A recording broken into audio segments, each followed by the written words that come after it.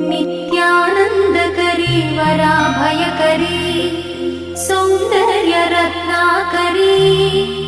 निर्धूताखिल पापनाशनकरी